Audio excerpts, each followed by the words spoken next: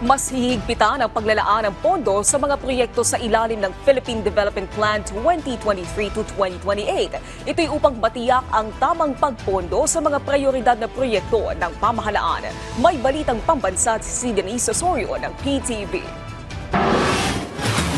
Nilagdaan ng Department of Budget and Management o DBM at ng National Economic and Development Authority o NEDA nitong March 6 ang naturang Joint Memorandum Circular para sa epektibong pamamahagi ng pondo para sa mga priority programs sa ilalim ng Philippine Development Plan o PDP 2023 to 2028. We emphasize that the institutionalization of the PCB is not merely procedural, but we seek concrete actions to break down silos, ensure efficient budget allocation, and effectively rationalize overlapping and redundant programs, activities, and projects.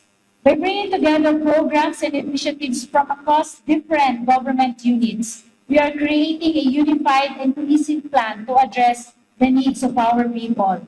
Base sa JMC, magtatatag ng Program Convergence Budgeting Steering Committee o PCBSC para matiyak ang pagkakatugma sa pagpapatupad ng PCB sa lahat ng tanggapan ng gobyerno.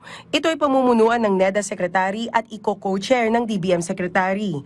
Ayon kay NEDA Secretary Arsenio Balisacan, kailangang higpitan ang pagbabudget para masigurong naaayon ang mga proyekto sa PDP 2023 to 2028. By tightening the links between planning, programming, and budgeting, PCB plays a critical role in ensuring that scarce public resources are effectively allocated towards programs, activities, and projects that align closely with the President's socio-economic agenda and with our national development strategies and goals. Nakabawi na ang turismo ng Pilipinas. Ngayong buwan lang ng Enero, pumalo sa higit 65 billion pesos ang tourism revenues.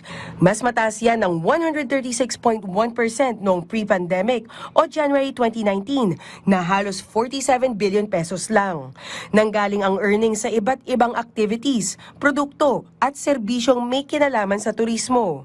Ayon sa Department of Tourism, ang pag-recover ng turismo mula pandemic ay magbibigay ng trabaho sa maraming Pilipino. Ayon sa DOT, halos 1.2 million ang bumisita sa Pilipinas sa unang 2 buwan ng 2025. Mula sa PTV Manila, Denise Osorio para sa Balitang Pambansa.